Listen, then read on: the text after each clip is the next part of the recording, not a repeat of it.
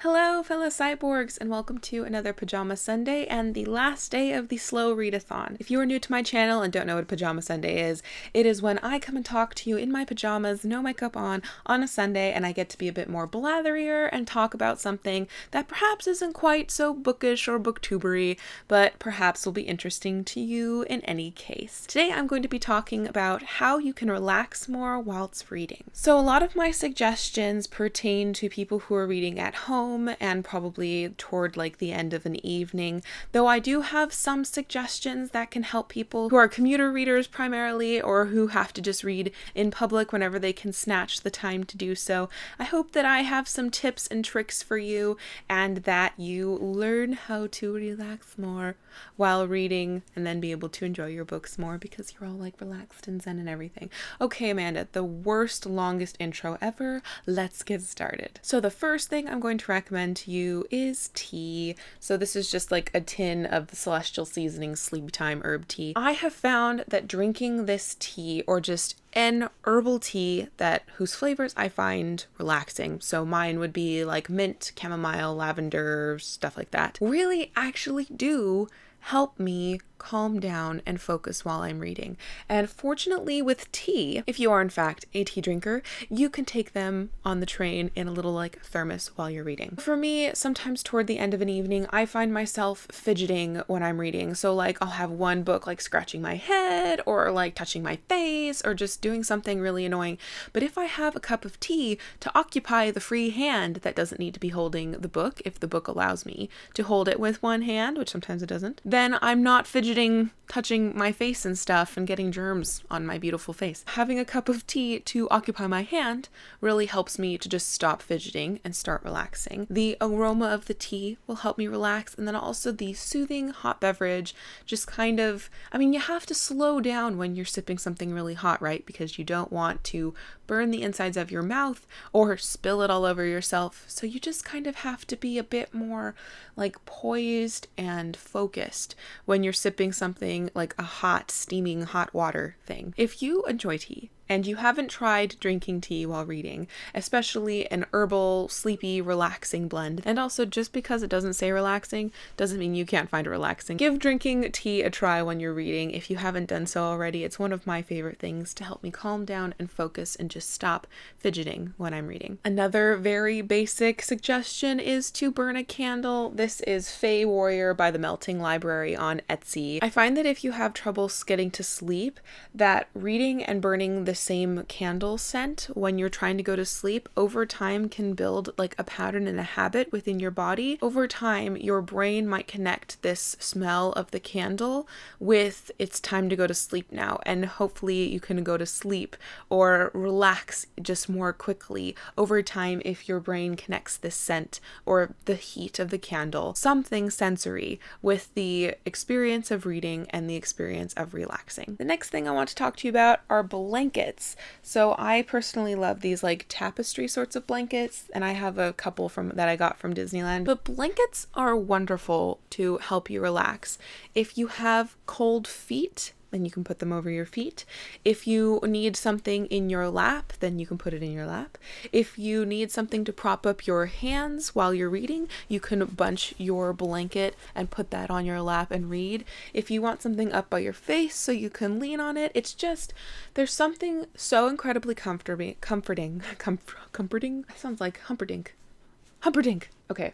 Amanda, good Lord. If you have something comforting like a blanket, it's warm and it's snuggly, it's just amazing how throwing a lap blanket on yourself can suddenly make you feel just calm. If we're talking about like psychology and animal behavior, if you ever have like a really like overexcited or anxious dog, oftentimes if you can like crate train them, they find that being in an enclosed crate space is a safe place. And so I feel like putting a blanket on you almost feels like confining. It almost feels a bit like a hug and a bit like, okay, it's fine. It's fine. Calm down. It's fine. On a similar vein, pillows are one of my favorite things. I'm an old person in both soul, taste in music, and also in like my body. So I have knee problems, I have back problems, and my eyesight's very poor. So when I'm reading for more than 10 minutes at a time, something in my body starts to creak. Occasionally, depending upon how I'm sitting, I'll have to put a pillow under my knees because they're like, we've been straight for too long, we hurt now. Sometimes I have to put a pillow behind the small of my back because my lower back will start hurting, and that helps me feel more comfortable while reading. Sometimes I need the book really close in front of my face even when I have glasses on, just because my eyesight's so poor, and so putting a pillow on my lap, I can then prop my hands up so I don't have to hold my hands up and the book in front of my face, which after 15 minutes can be really tiring, especially if you have heavy arms like I do. They're just another really versatile thing, like blankets, that can help your body feel comfortable when you're reading for, long periods of time at night. Last cuddly thing is a stuffed animal. This is Nicodemus. He is a toy elephant that I rescued from a toy shop when I was 18, and he went to university with me, and when I'm having really bad days, he snuggles with me and makes me feel better. He's very, very soft, so sometimes when I'm really agitated, if something's really upset me and I'm kind of, on like the verge of tears almost, I'll just sit there like with him on my chest and have both of my hands touching him. It very much just ties back into being a kid and what used to comfort you as a kid. I had a blanket and I sucked my thumb. I don't suck my thumb anymore, but I can have this stuffed elephant who feels nice, and it just makes me, kind of hug myself while hugging him and just feel a bit more secure and comforted. Kind of ties into the same thing with smelling a candle or drinking and tasting tea. It's just getting your body to focus on something comforting and tactile or sensory whilst you're reading, to get your mind in gear, focused on your reading and flowing away from the anxiety or, just stress or tension that you might be feeling. So as goofy as I might look, cradling this stuffed elephant, he really does come in handy when I really need the extra comfort, and especially since I no longer have a cat. She died a couple years ago. He's a nice surrogate for a pet that I just can't have at the moment. If you have pets who like cuddles, then perhaps you can use them instead of a stuffed animal. But, fortunately, stuffed animals can be squeezed and squished and positioned any way you want them and don't require certain sections of your lap that you may otherwise want to put a book on. Okay, so let's say you're not in the comfort of your own home and you can't whip out your Nicodemus to feel better, and you're trying to focus on your reading and you're trying to relax, but you're commuting to work and it's noisy and loud and you just can't focus. I suggest getting a pair of noise-canceling headphones. If I'm, trying to read like in a dentist office, or when my dad's watching TV and I haven't, hermited myself away in my room yet, I will pop on some noise canceling headphones and see if that can help focus my attention. I pair my noise canceling headphones with some instrumental music. I really love listening to musical scores from different movies. So like I've got the 3 Lord of the Rings musical scores. I love the Treasure Planet musical score. I also have recently been getting into the Guardians of the Galaxy score. So they're instrumental, but they're not like hoity-toity classical music in essence. Also, the Doctor Who TV series soundtracks are really, really great. It blocks the noise out and it adds something that I'm comfortable with, and I know what's happening, so I can kind of ignore it, but it blocks out the irregular sounds that would otherwise distract me and pull my attention away from reading. This is definitely one of my favorite tricks ever, and I am especially chuffed whenever I can pair my soundtrack to the sort of feeling of the book that I'm reading. When I was reading the Poisonwood Bible, I was listening to the Out of Africa movie score, and then when I was reading Fudoki by Kai Johnson, I was listening to the Spirited Away musical score. So it's a really fun way to make your reading experience a bit more interactive, also blocking out the sounds that may otherwise really distract you from your reading. Another thing that really helps me relax while I'm reading is what I'm wearing, so PJs and glasses. When I wear contacts, especially toward the end of the day, my eyes are very dry and tired, and slipping back on my glasses really help me just be physically comfortable when I'm reading. And the same thing with PJs. Sometimes the shirt I'm wearing has just been driving me crazy all day, or just hasn't been terribly, comfortable.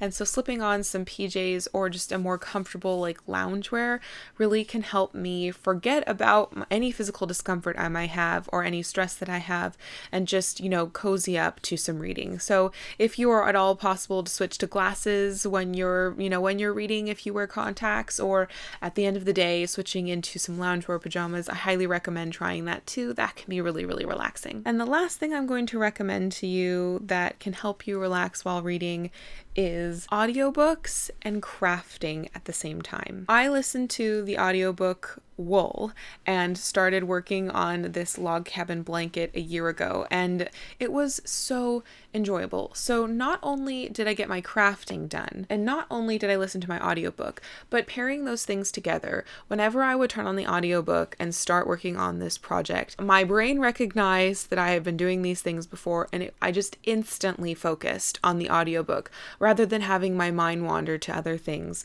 It ended up just being really, really great, and it felt like I wasn't listening to the audiobook at all. It just felt like I was reading it. Because sometimes it's harder for me to focus on audiobooks because you can't like stop and go back if your mind's wandering, or at least it's a bit more difficult to do so. And so I found that doing the same mindless activity while listening to the same audiobook really helped me focus on that audiobook a lot more. Audiobooks allow you to continue with the pace of the story at the pace that the narrator is narrating it. Sometimes, perhaps if your mind wanders, you might, skip a sentence or two, but for most books, unless it's like the pivotal sentence, you're fine. You just keep going, just keep swimming, just keep listening, and just keep enjoying that story, and you can get through the story without being completely present in little snippets here or there. I also use audiobooks as like the last thing I do before I go to sleep. I'm done reading for the evening. I will turn off my lights and lie down in my bed and listen to an audiobook, on my iPod with just its external speakers. Some nights when I'm restless and I can't get to sleep very quickly, I can sit there tossing and turning for an hour and a half, and the entire time all I'm thinking about is, why am I not asleep? Why am I not asleep? Why am I not asleep? But when you're listening to an audiobook, I have that to focus on instead, rather than just ruminating on the fact that I am not sleeping yet. I listen to audiobooks every night for, 10, 20 minutes before I actually lie down and close my eyes with the intent to sleep. And I find that it's really beneficial for me. I get a few more stories in, each month. I probably can finish an audiobook a month just by listening to 10-minute snippets every evening. And it just really helps me relax in the most intense way possible, which is sleep. So those are some of my tips and tricks of how you can relax and focus more when you're reading. I hope that you found some that were helpful, and if you have any suggestions for me or for the other people watching this video, please leave them down in the comments below. I would really love to hear some more of your suggestions because I personally cannot get enough relaxation. Thank you for watching. I hope that you are thoroughly enjoying the slow readathon, and until next time, continue to be lovely. Your relaxing elephant. Just a quick thank you to all of my patrons who continue to support my channel on Patreon. I hope that you are relaxing and having wonderful reading experiences. Thank you very much, and have a wonderful day.